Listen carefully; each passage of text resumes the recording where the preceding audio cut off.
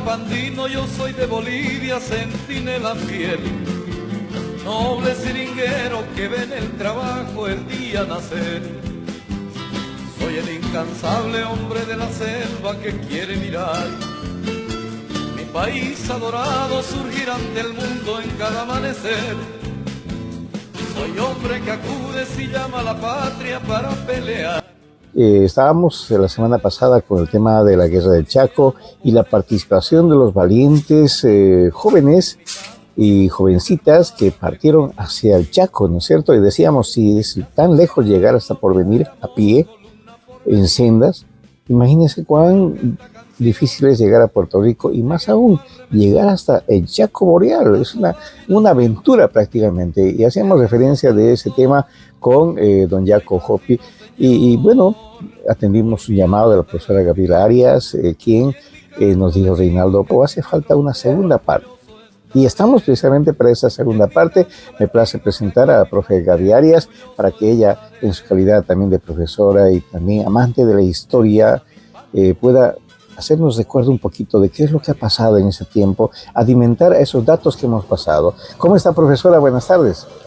Bien, gracias, Reinaldo. Un gusto tenerte aquí en mi casa y en este hermoso barrio Junín, a orillas del río. Un gusto, pues un placer enorme, estoy a tu disposición, Reinaldo. Usted me llamó mi atención cuando una vez hicimos una entrevista, ¿se recuerda? Y usted me hacía memoranza del periodo de la presidencia de Germán Busch, el nacimiento de Pando, y que había unas ciertas cuentas pendientes del entonces presidente Germán Busch con los héroes de la guerra del Chaco, principalmente con los soldados de Pando, ¿no es cierto? Y yo pienso que usted me habló un poquito más, también para refrescar un poquito parte de esa historia, parte de la participación y la contribución de los buzos de la Amazonía en esta contienda bélica. Así es, Reinaldo, justamente pues la semana pasada, un 14 de julio, se celebraban los 90 años del cese de hostilidades de la guerra del Chaco entre Bolivia y Paraguay. La guerra insulsa, decía mi padre, que también fue héroe de Boquerón, para la que se tuvo que movilizar a todo el país prácticamente. En primera instancia se movilizó lo más cercano posible, pero pues no daba, ¿no? La gente del occidente no tenía la práctica de movilizarse por el Chaco mismo. No estaba acostumbrada al clima, a la topografía, al ambiente, qué sé yo. Entonces dicen, hay que movilizar al Beni Santa Cruz. Obviamente pensaban que el territorio nacional de colonias, como se llamaba en aquel entonces, era muy, muy difícil movilizar, ¿no? Ya lo has dicho, movilizar desde el noroeste hacia el sureste, pues era totalmente una odisea, hazaña, ¿no? Una hazaña total, una odisea. No habían caminos, no habían las condiciones, y pues también las características de nuestra ciudad, Cobija, en la frontera no se podía dejar la frontera sin resguardo, decía el gobierno. Pero la verdad de las cosas es que no se estaba bien organizado, digamos, porque no tenían ni idea cómo llegar desde aquí hasta el Chaco, el gobierno, ¿no? Pero en 1932 estalla la guerra, 33 ya hay algunos avances, ya hay algunas batallas ganadas para Bolivia, otras para el Paraguay, pero esto continúa. Entonces los jóvenes del territorio nacional de colonias, cobijeños prácticamente, deciden vámonos a leer de manera voluntaria.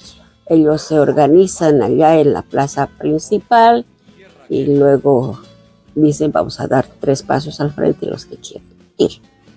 Vamos a partir, pero no hay ayuda, no hay apoyo de ninguna manera de parte del gobierno, porque pues prácticamente van a ser a su suerte, ¿no es cierto?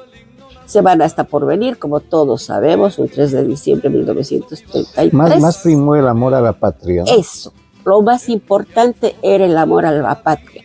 Otra cosa que se decía en en el organismo central, que eran hijos de extranjeros que suponían que no iban a tener ningún cariño, ningún amor a la patria, ¿no? La mayor. Claro, claro.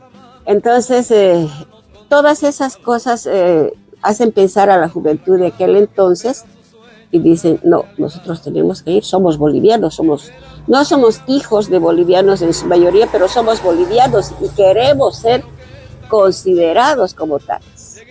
Es así que parten, como decía, un 3 de diciembre de 1933, caminando, se van hasta Porvenir. Supuestamente se iban a despedir a la altura de lo que ahora es la escuela Mariano Bautista, pero los seguían, se despedían y la población se sumaba cada vez más hasta que después de una marcha bastante alargada llegan a Porvenir. Allá los recibe la colonia japonesa de aquel entonces y les dice que pues les hacen una cena de despedida, les recuerdan lo importante que es el amor a la patria, el servicio a la patria. Parece que aquellas palabras del representante japonés cala muy hondo en los jóvenes, pues deciden marchar. Se embarcan en las lanchas, ¿no? La Tawamanu, que todos sabemos está en Riberalta, la Francia y esa embarcación Tawamanu ha sido una de las más de más relieve, ¿no? Dentro de la historia, porque ha participado en muchas hazañas. Muchas, sí, claro que sí. Y siempre decimos nosotros los cobijeños que debería estar aquí, pero ya no importa, lo tienen los riberalteños, ¿no? De verdad que ha sido un transporte, medio de transporte que ha servido mucho, mucho a la patria. Con alguna idea de coadyuvar, de pronto deciden que nada más y nada menos que el general Federico Román, que había peleado también en nuestra tierra defendiendo el Acre, es quien los va a dirigir. A partir del 20, ¿no? Los va a llevar y bueno, todo por agua, en lanchas, van a llegar hasta Santa Cruz y pues la mayoría del tiempo también caminando, no había camino. Fueron ellos que iban abriendo brecha, ¿no? A machete. Siempre decimos que nuestro pueblo es pueblo de caminantes. Caminantes llegaron los héroes los defensores del Acre, caminando se fueron los defensores, los héroes de la distancia, llegaron hasta el Chaco. Ya una vez en Santa Cruz, ellos no tenían uniformes, no tenían nada que los distinga. Las madres confeccionan los uniformes, dicen, y que en algún momento, pues también los padres dicen, tienen pena, ¿no? Porque son muchachos, todos jovencitos, incluso algunos niños. La edad promedio, estaba leyendo el otro día, es de los que han participado, sí, entre los 16 a 19 a 20 años. 20 años, sí. Esa es la edad promedio. Sí, las generaciones del 1920, 30, creo, 31, 32, hasta 32, y que se van sumando poco a poco. Entre ellos habían muchos jóvenes. Sí. Cuenta la historia, una anécdota de un súbdito japonés, el hijo de un japonés, que dice, yo voy a marchar, voy a ir a la guerra. Pero era muy chico, muy jovencito. ¿De aquí de la Amazonía? De aquí, de Cobija. De Cobija, llega hasta cierto lugar y le da miedo. Vuelve, además de que se siente enfermo. Vuelve una noche y toca la puerta de su casa y le dice, papá, soy tu hijo, ábreme. No tengo hijo en Cobija, mi hijo está defendiendo su patria. Así le dijo el papá. El papá. Es un secreto a voces, ¿no? Aquí, y pues es una forma tan interesante como la gente del territorio de colonias, los extranjeros, infundían ese civismo, ese amor a la patria. Entonces, imbuidos de todo ese amor, que nada más que amor y aventura es que los lleva. Los motivó, ¿no? Los motiva. Llegan hasta el Chaco, tienen que conformar una sola compañía con el Beni, y ahí viene lo interesante. Tienen que cantar su himno, el himno del Beni. Claro, porque no había himno pando. No había, además que todos suponían que ellos eran benianos, ¿no? El regimiento Bagué se llamaba. Entonces ellos dicen, nosotros no vamos a cantar porque no somos benianos. Y como los oficiales que los comandaban eran del occidente, les dije, ¿cómo no van a ser benianos? Sí, no somos benianos, somos del territorio nacional de Colonia. ¿Y dónde es eso? Seguramente. Totalmente desconocido, ¿no? Y entonces, ¿qué cantan? Y se ponen a cantar nada más y nada menos que buraquiño, una marchina brasileña. y como todos hablaban portugués, entonces eran los extranjeros, además. Sí, ¿no? Eso me hace referencia también, Jaco. Si usted vio la entrevista, sí, ¿no? En algún momento les decían, los calificaban como brasileros. Los brasileros, los extranjeros, ¿no? Los que no son bolivianos. Y esas cosas van calando, pues, en el ánimo de los jóvenes, ¿no?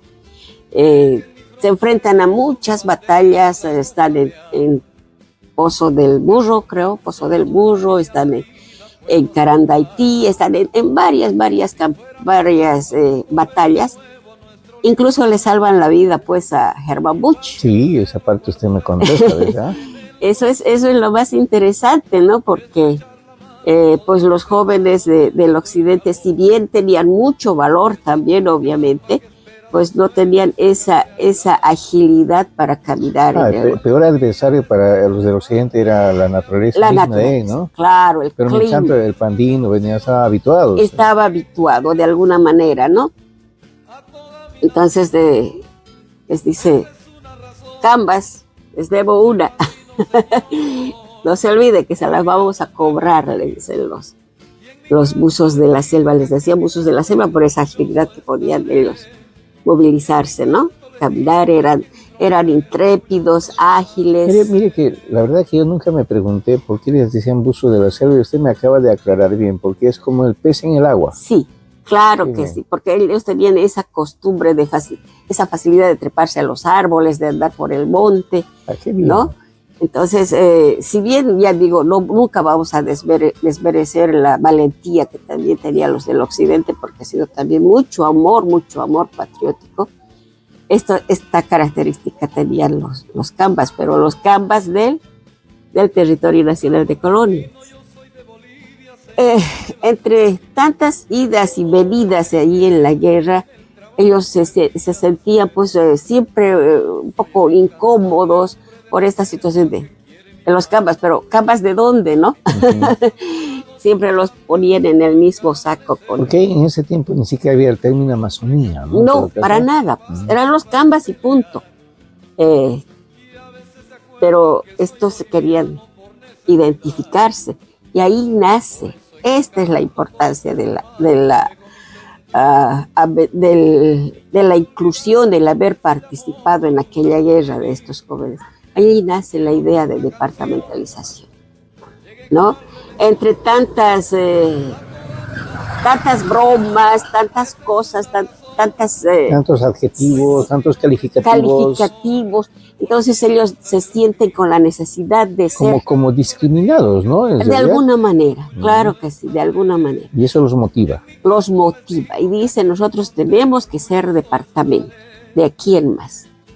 Ahí nace esa idea y dicen, bueno, cuando volvamos no sé qué haremos, pero tenemos que revolucionar Cobija. Oye, obviamente la ciudad de Cobija era pues todo el territorio nacional de Colonias, no se conocía el departamento Pando como ahora conocemos otras comunidades, ¿no? Por venir Cobija. Ajá.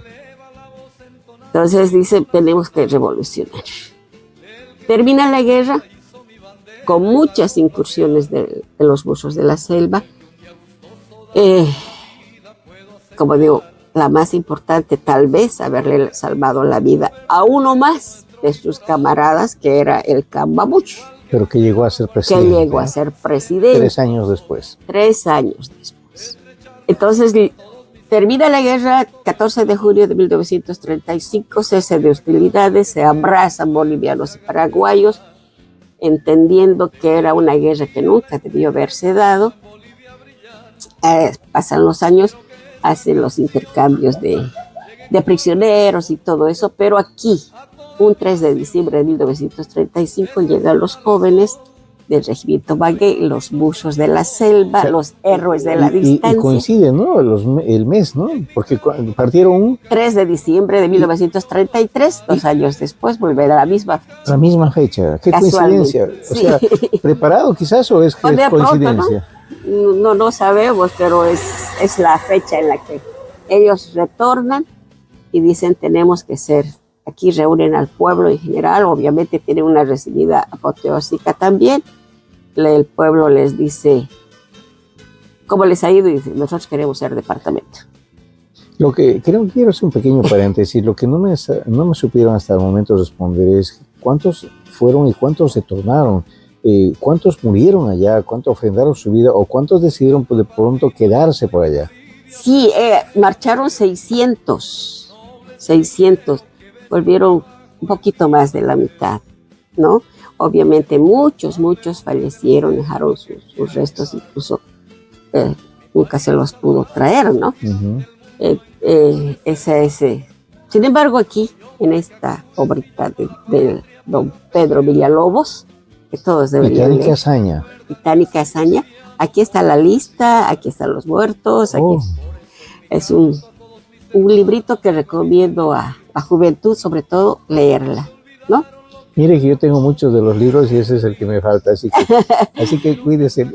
No le han dado la colección completa. Seguimos entonces con esta parte de la historia que me parece muy importante porque surge la idea de la departamentación, seguramente aquí empiezan a también plantar esa idea y de pronto llega a ser Germán Busch presidente. Sí. Una vez que termina la guerra, bueno, había muchos presidenciables, obviamente, y hasta se da un corralito en la guerra, ¿no es cierto?, al presidente Salamanca. Hay muchos presidenciables, termina la guerra y, bueno, casualmente, o no sé, sube Germán Busch, asciende. Y aquí, pues, los cambas del Territorio Nacional de Colonias van a cobrar su deuda. Algunos dijeron, ese es nuestro amigo, ¿no? Claro, porque era bastante joven también, no es uno de los presidentes más jóvenes, ¿no? Entonces van al palacio, seguramente ellos tienen sus charlas y es el recuerdo de la deuda. Y dice, sí, lo vamos a hacer. No pasa mucho tiempo, 35, 38 ya somos departamento, gracias a la intervención de esta juventud valerosa del Territorio Nacional de Colonias, conocida como Regimiento Bagué, Buzos de la Selva, Héroes de la Distancia, ¿no? Entonces es bien importante que nuestra juventud, nuestros hijos, nuestros nietos, conozcan esta historia. De pronto en este librito te van a encontrar los nombres de sus abuelos, de sus bisabuelos. Hay que leerla. Recomendado. Voy a revisar, me falta ese porque tengo la colección completa, pero me falta justamente presente ese libro. De todos modos, no es nada imposible, vamos a conseguirlo. Y en esta próxima edición, antes de que termine junio, va a haber una tercera parte y eso queda como promesa para poder conocer algunos de los familiares que de por ahí de pronto podemos encontrar, ¿no es cierto?, en base a esa lista. Sin duda, pues has entrevistado también al hijo de nuestros héroes, un personaje, ¿no? Claro. Los hijos de don Eloy Hoppe. Y hay varios, pues, hay que buscarlos, vamos hay que a tocar puertas, identificarlos. Y algo, de pronto esto pueda servir. El año pasado estábamos buscando el mausoleo de los buzos de la selva en el cementerio general, no lo hemos encontrado. Sin embargo, hay que seguir haciendo averiguaciones, seguir indagando, ver esta situación de la casa de la FedEx Chaco. Sí, dice en la Plaza Central. En la Plaza Central es un monumento histórico también. Que no están utilizándolo en ese sentido. Desconozco los motivos, pero es algo que pertenece a estos héroes y pues que hay que respetar, ¿no? De alguna manera hay que hacerlo, hay que hacer que la gente conozca que los jóvenes y niños reconozcan su historia. Es tan importante conocer la historia de nuestros antepasados para enaltecerlos, para no cometer tal vez los mismos errores, no sé, pero es importante. Yo le quedo muy agradecido, profesora, por haber prestado atención a la primera entrevista, ¿no es cierto? Y en base a esa primera entrevista, usted decir, aquí falta algunas cosas más que quiero completarlas. Y en base a esta entrevista nos hemos dado cuenta que hace falta otros detalles más que podemos complementar haciendo uso de realidad virtual. Muchas gracias, profesora. A usted, pues, Reinaldo, siempre es un gusto conversar con usted y pues felicitarlo por el nuevo emprendimiento. Hay que hacerlo público, hay que hacerlo público.